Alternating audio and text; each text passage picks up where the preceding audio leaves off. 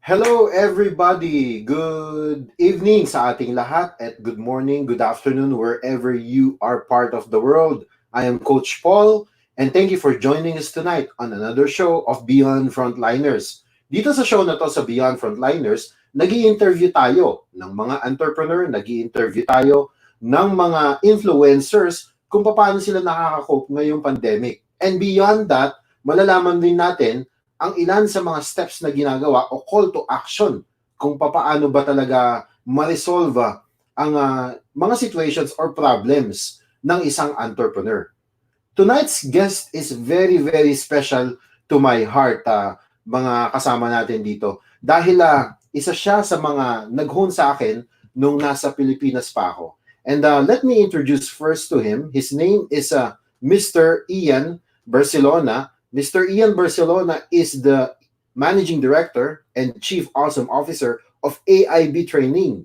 For a decade, his firm has conducted high-impact trainings, seminars, and team buildings among top companies such as Pure Gold, Sysmex International, Paramount Life Insurance, kasama na rin dyan ng Shell, Camellia, Vistaland, Goodfellow, Pharma, Pilipinas, Hino, at marami pang iba. In fact, he actually built his own insurance company. I think when he was young and he was around like 27 years old and he all used to work sa Malacanang Palace. Kasama ko siya sa church noong nasa Pilipinas pa ako. And also more importantly, he's making a difference in the lives of people. Kaya po talaga very special yung guest natin ngayong gabi. But before that, we will make sure that we are live. Ayan, mukhang live na po tayo ngayon sa ating show. Well, without further ado, I just want to introduce our speaker and our guest for today, Mr. Alian Barcelona. Kuya Ian, good evening sa'yo. Yun, no? Awesome evening, isang magandang lalaki. Po tayong dalawa sa gabing ito at sa umaga dyan sa US. Ano oras kayo ngayon dyan? 7 o'clock. No? Ng umaga? Ng umaga, opo. Okay Wow. Yeah. So, isang karangalan to, Paul, pero more than an honor. Like how you've introduced me, very generous. Though correct ko lang, ay insurance company, hindi natin tinayo, makahabulin ako dito. Kami naghanap ng insurance ngayon, lalo medical insurance. Okay. This is very, very special to me because sa atin pong mga taga-subaybay in the online world, Paul is like a younger brother to me. We've had many things, we've shared many things together in the past. As a matter of fact, when I started my training and consultancy firm, si Paul po ang isa sa aking mga top speakers and facilitators. I brought him to schools, to DepEd, Department of Education conferences. At the same time, yung pinaka-memorable namin ni Paul, yung nag-ano kami sa isang diagnostic group, yung Philippine Association of Medical Technology. Sa alala mo yung Paul? Oh, syempre. Grabe yun. Ano yun?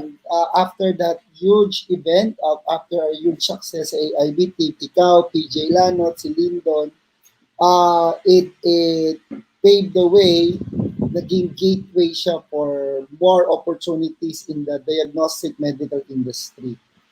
Kasi yung audience natin nun, mga ano yun mga diagnostic owners, mga head ng mga medical technology division sa mga hospitals. And the rest was history. So thank God for that.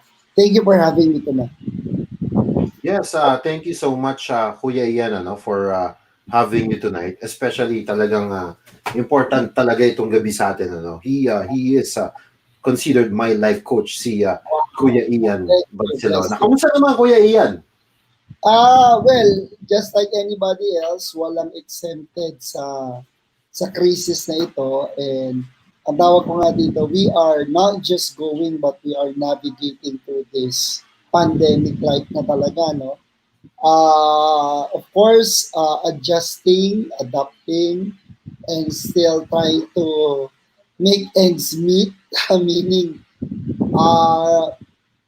halos lahat apektado ang business. Ako din as as a micro entrepreneur, small entrepreneur, kasi with my consultancy.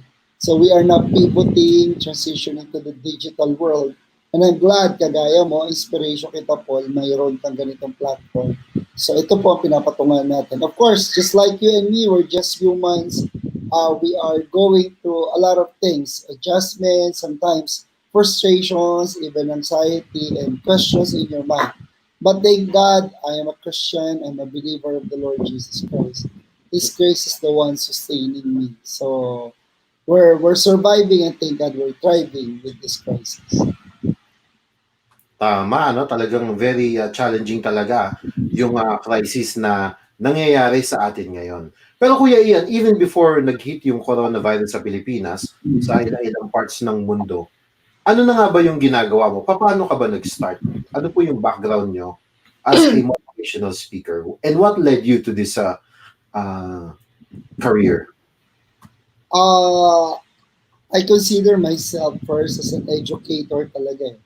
Siyempre, ngayon, we are a management consultant, a business consultant.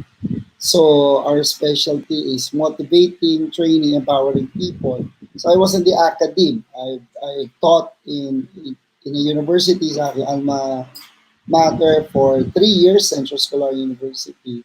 So yung pagtuturo ko pala doon, and then political organizing, I was a public servant, youth leader in my community, and then yun pala, it paved the way, yung aking organizing skills, coordinating, networking, paved the way for me to work in Congress, in the House of Representatives, and in the Office of the President.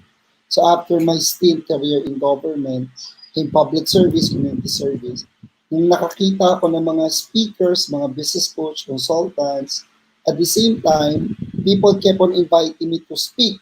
So sabi ko, may career ba dito? Because alam mo yan, Paul, I'm supposed to be a lawyer nung mga 15 years ago when we were talking, envisioning our future. Oh You're yeah. an engineer turned Navy, now turned an online serial entrepreneur. So, napunta tayo dito and let me take this opportunity to qualify as well. Kasi marami at atin, sa ating mga katukayo, sa ating mga kasama sa industriya ng speaking, training, are also doing things freelance. So, unlike me, na sa biyaya ng Panginoon, by God's grace, I was able to survive my consultancy training, AIB Training Events and Consulting Corporation for the past 15 years. So, that's how I started, teaching, training, organizing, youth events, tapos nadala ko pala yon sa corporate setting. So, nag-organize ako ng mga sales rallies, business conventions, and then yeah, mga speaking and motivation. So, that's how I started from the grassroots community, academe, almost a career in government lawyering, and then ito, speaking, training, pati broadcasting like you. So, I have a TV show as well. Ang dami palang talent, Kuya Ian. Ang isa sa mga naalala ko sa'yo, nung speaker ka nun, I can still remember yung mga delivery ng lines mo. In fact, ginagamit ko yan, ano? Every time I speak, as a pastor, and every time na-invite ako sa ilang mga training. Yung being a pulot boy, kasi ikaw ay, nung bata ka, naalala ko, naging pulot boy ka, sa tennis, ha? Kwento mo naman sa amin to, Kuya Ian, kasi very memorable to, eh. Paul, and I thank you for bringing that up. Naalala ko, you wrote also an article about me on that. That's one of the humble beginnings of our history, from history to destiny. Nung high school ako, just to make ends meet, para may pambaon, pantulong kahit pa paano sa family. As a breadwinner, and I lost my dad, my father at an early age. So nag-work po ako sa isang sports club, tennis court in particular. So tawag dyan, pulot boy. Pag na-promote ka, umpire ka na. Mas mahal ang bayad doon. So Mas malaki. magpulot ka muna ng bola sa tennis court bago ka mag-scorer. Pero pag ordinary laro lang, hindi yung competition type, pwedeng yung pulot boy, siya na rin yung umpire scorer. No? Kaya lang, pag umpire kasi, sa tennis, kailangan nasa taas ka for you to see the edges, perimeters, para sa proper scoring and calls. So that's how I started. I earned as much as 50 pesos to 150 pesos per game. It was between 1990 to 1992, mga 2 years niya na halos. It was in Philippine Columbian Association, doon sa May Paco, Manila. So it's just quite near my place, sa Pandakan, mga 2 to 3 kilometers walk lang yan. So we enjoy walking, pero mas enjoy kami pag kumikita kami. Uuwi kami may 150, 300 pesos. May pakain pa yun minsan. So May that's how I pakain. started. Yeah. Nakakatuwa naman. And sabi nga sa job, di ba, humble your beginnings be, but prosperous will your success be in the future. So, sabi nga etong important, yung upbringing natin, no, napakahalaga kasi you can pick up some stuff there na maalala mo talagang magagamit mo sa future, ano? Especially nung nagsisimula pa lang yung AIB and we're doing this mga team building seminars. Yeah. 10 years ago, na-foresee mo na ba na, as what you always say, today the Philippines, tomorrow the rest of the world? 10 years Wow. ago, nung na-foresee mo na yon, anong thoughts mo doon Totoo. na, Kuya Ian? Ano yan totoo kasi, God will give us visions. God will give us visions. So, na-foresee ko kasi when I was in the academy, teaching in the four corners of the classroom or university, ano na ikaw naalala ko yun when you wrote that article for me that something big or bigger is meant for me out there. So, just like any entrepreneur, ang goal mo, mapalaki. Hindi lalaki ang kita mo hanggat hindi lumalaki negosyo mo. Pero pag sinabing paglaki ng negosyo, depende yan, service, product. So nakita ko siya, Paul. And then thank God, pero isa sa na-encounter ko noon, I question myself na kaya ko ba? Kasi hindi naman ako nag-work sa corporate setting. As a matter of fact, I didn't have any background or record working in any private office for government academy. So, doon ko rin natutunan in the past 10, 15 years na kailangan ka dumaan sa ladder, sa steps, humble beginnings mo.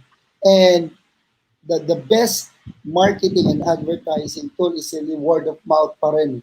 Meaning, from one referral, from one testimonies, from one actual awesome experience they've experienced out of your talk, your team building, your motivation training, sila magsasabi sa ibang mga kliyente, they'll post about it, they'll share it with the industry. Oo.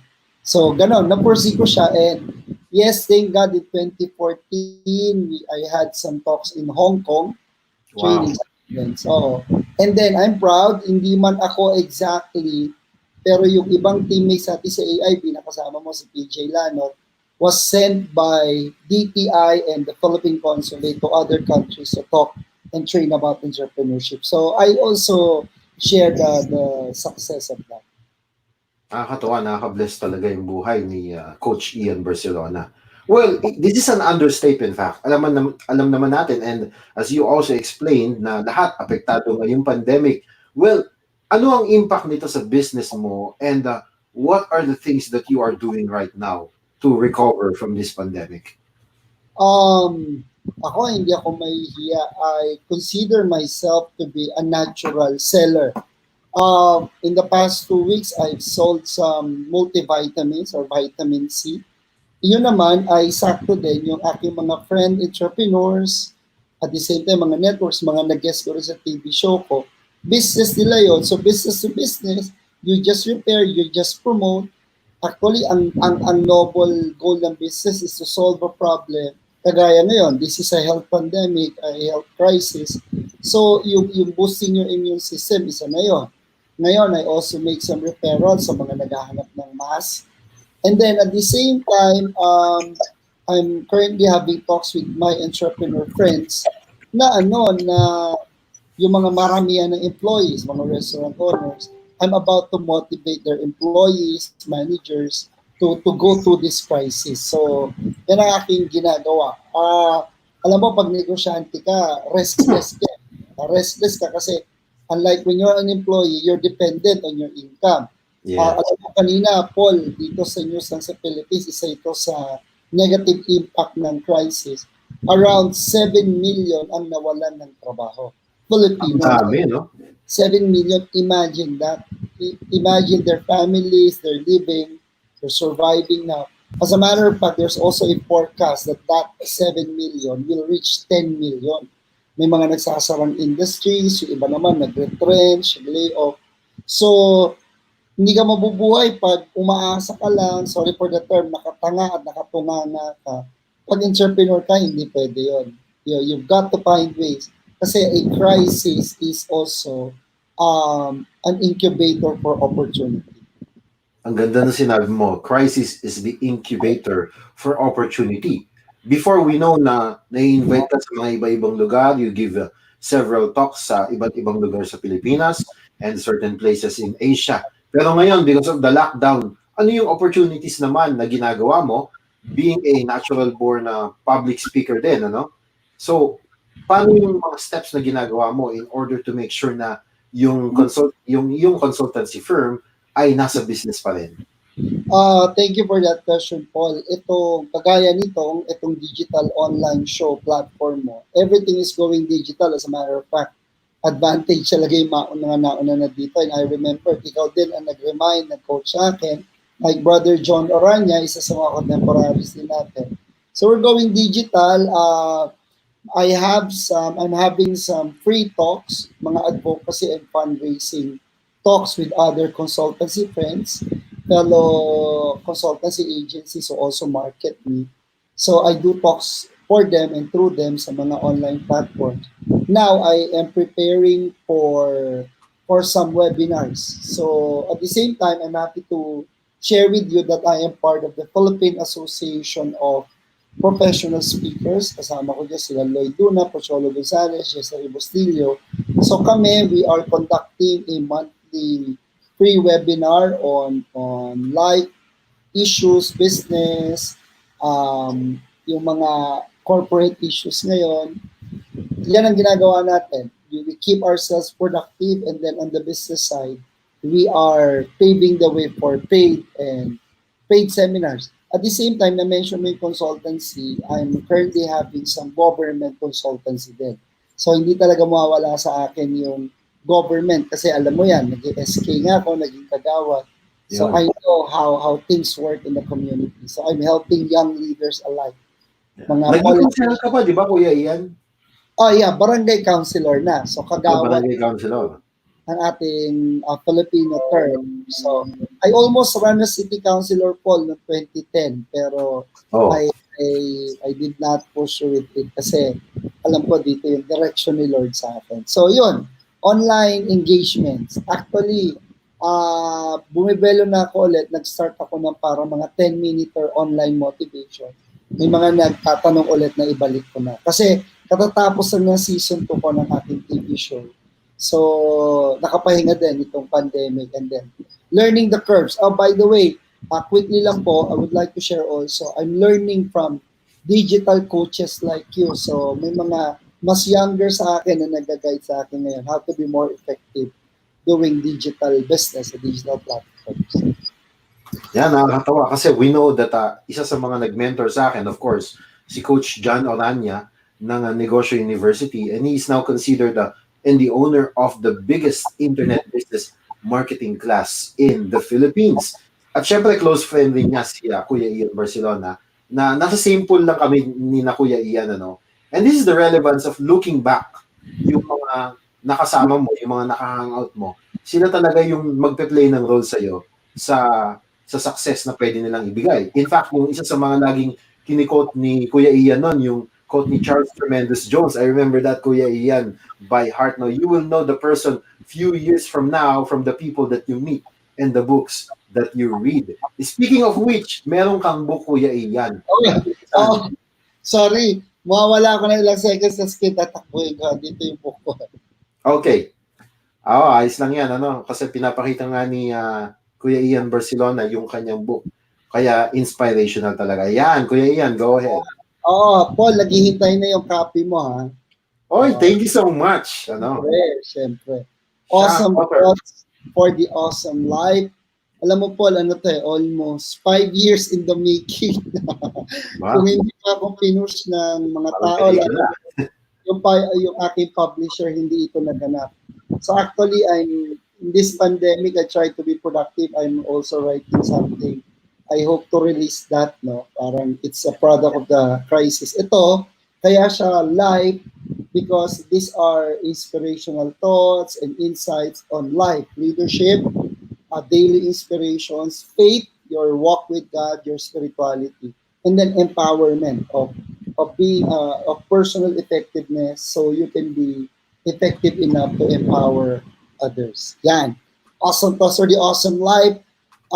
Dapat nasa bookstore na to ngayong June, July, but due to the lockdown. So, ano Oh, muna, they can PM me so sa iyong mga followers dito. yes, definitely. I can send it Meron to. bang digital product na yan, Kuya Ian? Yun ang next step natin. Alam ko Yun. tatanungin mo yan. So, papunta tayo doon. Tama, tama, ano. Yan ang We'll have its digital form. nakakatuwa naman, ano. Ano ba yung mga realizations mo, aside sa mga kinuwento mo kanina, about dun sa pag-recover nga ng business, pag-recover as an entrepreneur ngayong pandemic? Ilan pang realizations mo ngayong enhanced community quarantine or general community quarantine na ba yung tawag? Gusto-gusto ko yung term na ginamit mo in terms of realizations. Nag-deliver ako ng isang online webinar. I called it ECQ kasi GCQ naman hindi sa mostly sa Philippines. So GCQ, pero yung ECQ, ginamit ko yun, Enhanced Character Quotient. Ba? Enhanced character quotient. Tapos, that's the subtitle actually, the main title is Inside Job. So, alam mo pag Filipino, yung inside job ay negative connotation yan. Eh. Pag nanakaw, Yeah, nilooban ka, di ba? Pero, you know what? The most important business of all, ang sabi ni Jim Rohn, is the business of personal development. Di tama. ba? Your profit is determined by your passion, by your purpose. Your net worth is determined by your net worth. And the result is determined by your reasons and result in life. So, realization ko dito, it's a test of character, a test of patience. Honestly, it's not easy because I've lost a lot. That's 2020, summer of 2020, March, April, May, could have been literally for my team, for my partners, could have been the biggest year, summer year, peak year of our training consulting business. Lahat yon nawala. So, sobrang dano. And I won't be ashamed to admit na ngayon medyo no work no pay muna ang aking tatlong staff while I'm trying to recover, but mga madidiskarte din yan at train ko rin, so they're doing their mini businesses, online businesses. So realization ko is that dapat talaga may fallback ka rin. Tapos, of course, sa any entrepreneurs, you cannot put all your eggs in one basket, all your grocery stuffs, meaning lahat ng mga ano mo, ng mga tangible goods mo, di ba? So, number two is yung kahalagahan ng savings. Bukod sa savings, yung emergency savings. Marami kasi classification ng savings. Merong personal, may life savings ka, and then meron ka rin emergency. Tapos, of course, you've got to have an insurance. And then, most important of all, ang kung realization ko based sa tinuro ni Lord sa akin sa pandemic na to, na kahit gaano ka kahusay, kayaman, kagaling, kapag may ganitong crisis, lahat tayo pantay-pantay. So, lockdown ka sa bahay, either tumunganga ka o maging productive. So, I would say, my faith is getting stronger. So, mas nagdi-devote ako, study sa Word, listening to a lot of preachings, teachings, and even online seminars. And most important of all, next to my relationship and faith with the Lord, family. Honestly, tao, we're born to move. We're born to go out, to explore. Pero ito, nandito lang ako sa bahay. Si wife ngayon, si Mads, nag-work na ulit. Nag-work from home siya ngayon, unti-unti, she's reporting. So, may mga pagkakataon, I'll be honest and human enough to admit na buryong na ako sa bahay. Pero it's a choice eh. Choose to be productive. But the good thing is, you have your family. So, I'm a family man and I Tama. am spending the best times of my pandemic life spending time with them. Kasi this could never happen again. This could never happen. Exactly. Paul, alam mo yan, mas ahead yung kids mo sa akin in terms of age. Pero look, they grow so fast. So at It least is nung true. formative stage sila, nandun ako, kasama nila ako. So hindi ko na, alam mo yan, ako, mahilig ako bumiyahe almost every week. I travel across the country from one location, Visayas, Mindanao, plane, bus. Puro So, travel, ano? oo, talagang hinahanap ng katawan ko yun. Pero, yun din, rest. Rest in the Lord, rest with your family. And rest also with yourself. Otherwise, magiging restless ka. Tama, tama yan, ano? Yun nga yung binabanggit mo. Meron talagang theological insight yung sinasabi mo. Kasi sabi sa Job chapter 1 verse 22, di ba? Naked I came from my mother's womb, naked I will return. The Lord has given and the Lord has taken away. May the Lord's name be praised. So ang daming nawala sa atin, sa iba, mga ari-arian, mga iba-ibang staff, or even yung business nila nawala. Pero still, nag stick pa rin talaga tayo kay Lord eh. And nabanggit mo nga yung family time, Kuya Ian. Oo. Especially sa akin, na-realize ko na mas maganda pala talaga na you are or you're having a quality time with your kids. Lalo yung formal development nila, Ito. yung mga thoughts nila, yung worldview nila ngayon nabubuo. And this is the opportunity for all families to be here, tama? Correct, correct, correct. So, ano siya eh, ito yung literal na quality time na hindi kagaya nung masyado kang matindi sa career mo, sa business mo, uuwi ka, tulog na sila, alis ka, tulog pa din sila. So, ang daming tinuro, it's a humbling opportunity for us all. Plus, yun din, kahit may pera ka, kung takot ka naman dahil may virus sa labas, di ba? Of course, mahalaga din may pera. And ito medyo rare itong realizations pa. Thank God, so pareho kami ni wife na may work. So we're thriving, we're surviving. May Amen. konting na-save for the family. Though sa business, talagang may struggles ka. Of course, you have financial obligations. Pero alam mo yun, yung the government is trying its best para magbigay ng relief. Kami, nasa gated subdivision kami. So, presumably, yung mga tao dito, kaya namang mabuhay. Pero ang Oo. reality dito, of the 700 households here, may mga ibang nangangailangan pa rin. Plus, there were instances, yung ibang mga relief na natanggap namin, binibigay din namin sa yaya, sa mga yung naglalabas sa amin, nagpa-plan sa amin. Pero may instances, we have to admit, masaya kami nung naka-receive kami.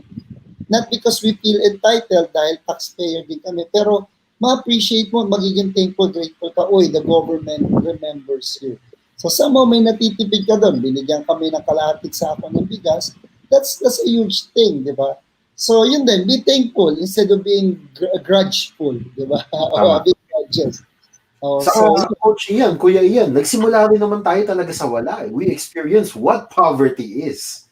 Kaya nung di dumating to, parang nung binalikan natin yun, na-try na kami dito. Kumbaga, ngayon nga, in fact, may blessings na yan, no? Oo, Paul, biblical din ha, di ba? Ano sabi niya, Apostle Paul, kapangalan mo, the Hmm. great apostle, Coach Paul. Sabi niya, I know how to be exalted, I know how to be abased. Tama ka eh, minsan may kasabihan, yung mga mayayaman na sobrang yaman, nung umulat sila mayaman, pag naghirap sila, patay sila. Pero yung mayayaman na galing sa mahirap, pag naghirap ulit, they know how to survive and exist. Yun, We do tama. not glory poverty. No? Though poverty exists, God doesn't want us to be impoverished, but rather poor and humble in spirit. Pero tama ka, Paul eh. Kaya naman pala mag-adjust. Ang biruan nga dito sa Philippines is lahat na siguro ng recipe sa sardinas, sa mga canned goods na gawa Yun. na. And this crisis, it will bring about marami mag-emerge sa mga chefs. No? Tapos yon nagtanim din pala kami dito sa aming simple backyard. Buti vacant lahat ng katabi. Yung yaya ng aking bunso, may pechay, may papaya, may sili. Now we're beginning to harvest it kasi 3 months na nakakain na namin. So nakakatuwa. Which is mas maganda pa, di ba? Kasi homegrown, yung mga tinatanim mong gulay, alam mong Safe. healthy siya, safe siya, no? Correct, correct. Nakakatawa, nagiging resourceful talaga tayo as entrepreneur. Kasi yun naman talaga ang purpose ng mga entrepreneur, no? In these trying times, talagang dapat you have to adjust. If you will not adjust to the new normal, nga, di ba? Gutom ka, tama. Oo, saka Paul, what do you call this? Um, ito yung principle ko sa change because crisis will bring about change before you actualize opportunities. So I have the three process of change, the three A's. Number one, acceptance or learn to accept. Kasi pag hindi mo natanggap kung anong sitwasyon mo ngayon, bagsak ang negosyo mo, wala yung mga kinikita mo dati, talaga may problema ka. So that's acceptance. Number two, letter A. Second A would be adapt. All right, adapt. You cannot adapt into something which you fail to accept first. So you should learn how to adapt. All right, and then eventually you will keep on adjusting. Yan. Or rather, mali. Sorry, nalito ako. Unahin natin yung adjust. Now, I've been teaching this na nalito ako. First is accept, next is adjust, and then you adapt. Kasi adapt takes time. And you cannot adapt if you're not able to adjust. But you will never adjust unless you're willing to accept first. Tapos ang kasunod kong line dyan, favorite natin, Paul. Blessed are the flexible because they will never bend out of shape. Reading ko Wow, yan, ha? ganda yan, ano? Blessed are the flexible, they will never bend out of shape. So, adjusting, adapting means flexibility. Accepting is humility. Adapting, adjusting is flexibility. Blessed are the flexible. Kaya di ba sabi ni Jack Ma, this year, just try to survive. Just try to be alive. Kasi after this pandemic, this transition, mas malayo pa mararating natin. Yeah, especially ngayon, na-realize ng mga tao na this new normal, pwede naman pala kami mag-work from home, magta-thrive ngayon yung mga freelancers, virtual assistants, even mga life coaches na going into digital platform, ano? Do you think Oo. ito na talaga yung time na dapat hindi ma-miss ng mga life coaches? Meron tayong mga nanonood ngayon, mga ilang viewers natin na mga life coaches, katulad ni Pastor Dave ng JIL, sabi Hmm, kilala ka niya, and sabi nga niya, kailangan talaga maging life coach na. Ano ba yung mga simpleng ginagawa mo? Again, you said you're doing webinars live on Facebook, and how you think we need to connect to the audience through online means? Oo. Ah, by the way, Paul, I'm glad na maraming nanonood ng mga Christian leaders, entrepreneurs, pastors, life coaches. Totoo yan, life coaching ngayon is becoming more in demand. Pero again, to coach, to teach, to educate, to train is to give out something. The best opportunity that this crisis will bring us about or will bring about is for us to learn, to keep on learning, to learn, unlearn, and relearn. Learn, unlearn, relearn. What am I trying to say? Kung dati makakapagbasa ka ng libro, binanggit mo kanina si Charles Cementos, yung favorite natin dalawa. Ngayon, ang tanong ko sa iyo, ilang libro ang nabasa mo compared sa mga series ng Netflix na natapos mo? 'Di ba? Tama. Na perfect mo ba natapos mo si Crash Landing on You, binalikan mo si Money Heist, 'di ba? Ako, I'll admit, pinanood ko si Itaewon Class at si Kingdom. Pero yun na yung huli. Oo. Sa Pero, ano pa, Netflix. maisingit ko dyan, nanood ako ng ilang mga stand-up comedians sa Netflix. Though, of course, hindi lahat kukunin mo, maipifilter ka. But for me, I consider them to be an example of an effective public speaker because they connect. They The connect, oh.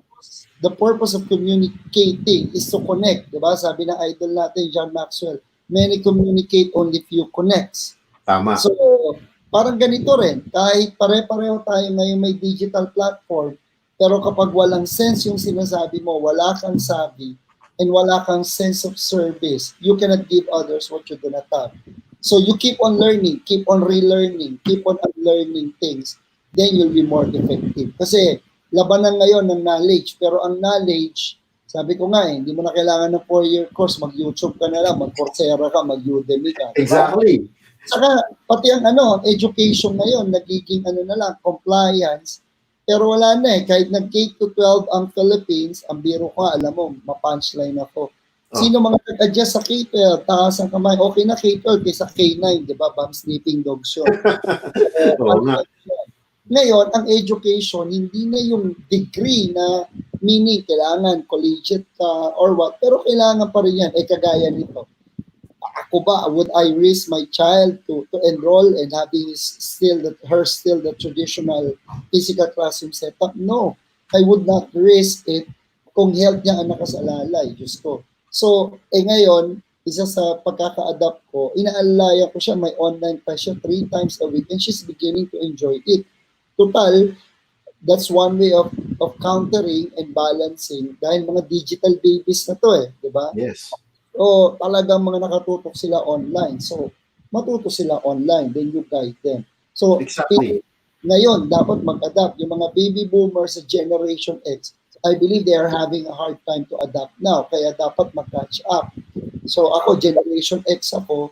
Ngayon, yung millennials at zillennials, eto yan, digital people yung mga yan. Di ba? Pero Kumbaga, for homeschooling na pala yung ginagawa ngayon ng anak nyo, no, Kuya Ian? mm. Yeah. Sorry. Homeschooling na rin yung ginagawa niya, in a way. Oo, in Kasi, a sense, no? Kakabayad ko lang kahapon ng consider niya pang summer class kasi baka July pa sila mag-enrollment then the homeschooling proper. Totoo tama. Dati hindi ako sold sa homeschooling kasi I'm a social animal, Paul. Alam mo yan, tayong dalawa, pareho tayong student leader. Yeah. Meaning, we go out, we connect, we relate. Pero ngayon, because of Facebook, of social networking sites, it has reconnected, revolutionary reconnected people. Kagaya nito, we are in a different time zone, but the world is watching us. We are getting reconnected. Parang kasama lang kita, the fact na you're in the US. Iba na The world is getting flatter and flatter, more even. Tama. Mm. Well, Coach Ian, last words, ano ang mapapayo nyo sa ating mga aspiring entrepreneurs, life coaches ngayon? Especially, we are, of course, transitioning into the new normal. Okay. Um, so yun, yung sinabi ko yung 3 A's. No? Number 1, accept. Actually, meron pa sinabi ng author na from good to great. Si author of Good to Great, I forgot his name. Kanya yung ABF times 3. Si ABF. Jim, di ba? Oh, yeah. Jim Collins. Jim Collins. Yeah, good to great. Sabi niya, ABF times 3, accept the brutal facts. So, first Yun. ABF. Brutal ito, grabe ito, as in. It's a blow in the face. It's a huge blow to the economy of the world, all industries, name it. Accept the brutal facts. Next is anticipate a brighter future. Act with Secondly, bold faith mo na yan, di ba, Kuya Ian? ha? Act with bold faith. Act with bold faith. Yeah, o nga pala. Yeah, I remember that kasi yan yung mga napipick up ko sa'yo, tinutulong mo sa akin yan. Act with bold faith muna. Okay. So, hindi sapat na tinanggap mo lang ang sitwasyon. Kailangan umaksyon ka. Gawin mo yung tama. Act with bold faith. And then, anticipate a brighter future. So, these two shall come to pass. After nito, will emerge stronger, will emerge more creative, will emerge more of being a fighter, a more courageous person. And Paul, can I pahabol quote dahil napag-usapan natin yung term na act, di ba? Can I Yeah. quote from my book? Yan, Siyempre, Kuya Ian. yan, action, act it on. Para sa mga life coaches dito, makakatulong sa inyo to. So, act it on. Ito po ay nasa aking libro, sabi po ni AIB, ni Mr. Awesome. Branding ko lang po yun sa TV show. Lahat tayo awesome. Yan. Accept commitments today. ACT. Diba? Accept commitments today. Another ACT. Acquire competence today. So hone your skills. Ano po yung pwede mong asahin na naka-lockdown ka? That's act. Another ACT. Accelerate communication today. Yon. This digital interview is a form of acceleration. That's act also. Accelerate communication today. ACT. Anticipate challenges today. O, parang version ko to ng ABF. Galing. Another ACT, Paul, another ACT, accept changes today. Act din yun.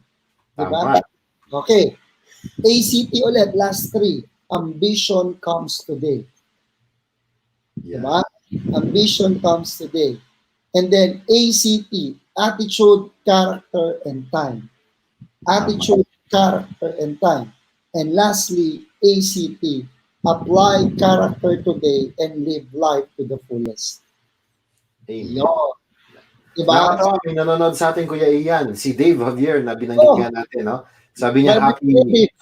with you, Sir Ian. remembering the KKB days. Salamat for sharing your successful, awesome story. Glory to God. Glory to God. Thank you, bro. Nice to hear from you here. Brother Yeah, Dave. salamat ng marami. Well, thank you very much sa ating mga followers, listeners na nanonood ngayon. You can watch this replay and you can also watch this. This is simultaneously playing live on our YouTube channel and more importantly, on our Facebook page. Kuya Ian, maraming maraming salamat for joining us ngayong gabing ito. Paul, it's a pleasure. Actually, bibiruin kita, susumata kita. Ba't ngayon mo lang ako in-interview dito? Kasi bago lang yung program. Ayun! Wow, thank Bago you. lang. You're just a 6 or 7 episode pa lang. Galing, galing. Ma- Wow, so, ma- blessing pala ito. I'm one of the pioneer guests. yeah, So, you're one of the pioneers. mag-usap tayo kasi I have some huge plans also. Let's collaborate, consolidate. Oh, yeah. Marami pa tayong matutulungan, especially awesome leaders will inspire fellow awesome leaders. All right? Paul, sorry pahabol. Ito yung Yes. pinaka-mantra ko sa buhay ngayon. 3 I's. Inspire, influence, impact.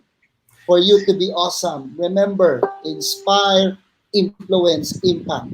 It's not enough. Inspire, influence, and impact. Yan, tatandaan nyo po yung mga yan. Yeah, you've got to influence others and then make a lasting impact para yung legacy mo. Kagaya ni Mayor Johnny Villanueva, shoutout tayo, no? Oo nga. Sorry, habol to Paul, ang mahal Yes. natin. Sister Mayor Johnny of Bukawi, Bulacan, the younger sister of Senator Joel, and the daughter of Bishop Brother Eddie Villanueva. Alam mo, kakalungkot man, but her life is a walking testament of leaving good memories and legacies. Ngayong gabi nagbibigay ng tribute yung mga employees ng Bukawi, testifying to her excellence and pureness of heart to serve. So Paul, congratulations. I pray for the more success. Tapos sa mga gusto pong maglibro, padala ko po sa inyo ito. You can spread the good news. I-share niyo po ito. They please check also my page, Al Ian Barcelona, and the Awesome Life TV show, yung mga previous episodes namin. Nandun din po. And for your training needs, if you want some coaching, may ilo-launch din akong coaching program, Paul. So, just PM us on AIB Training Al Ian Barcelona. Paul, again, God bless. I'm also proud of you. You've Thank gone you. far already. At ito na, yung pangako natin sa isa't isa. Babalik ka talaga sa speaking at coaching. Definitely, whether it's online or sa Pilipinas or Yes. even here sa US, Kuya Ian. Bro, tayo dalawa yan, ha? Remember today, tomorrow, the rest of the world. I Ito na yung the remember, rest of the world, Kuya Ian. 2 a.m., 4 a.m., kumakain tayo, nagme-merienda tayo sa inyo. Just Oo share nga, thoughts, pray for each other. At alam nyo po, yung mga PowerPoint ko noon, si Paul ang nag-improve. Would you believe, ilan taon na, 15 years na, gamit ko pa rin. So, Gamit pa rin. I-improve natin pa yan, Kuya Ian. I couldn't be prouder. Mas successful po siya sa akin in terms of what he has reached already. So, Paul, I'm so proud of you. God You're more bless. successful than me, Kuya Ian. Pastor pa siya. Grabe, nakaka-inspire. And he's an outstanding, excellent family man. So much salute and respect. God Thank bless. you. Thank you. Well, thank you so much again Beyond Frontliners sa ating mga listeners and followers. Tune us again next Friday on our show sa pag-interview natin ng mga entrepreneurs, especially these striving times. Maraming salamat po. This is Coach Paul and with our Mr. Awesome Guy, Mr. Ian Barcelona, this is the Beyond Frontliners. See you next week. Bye-bye. Salamat po.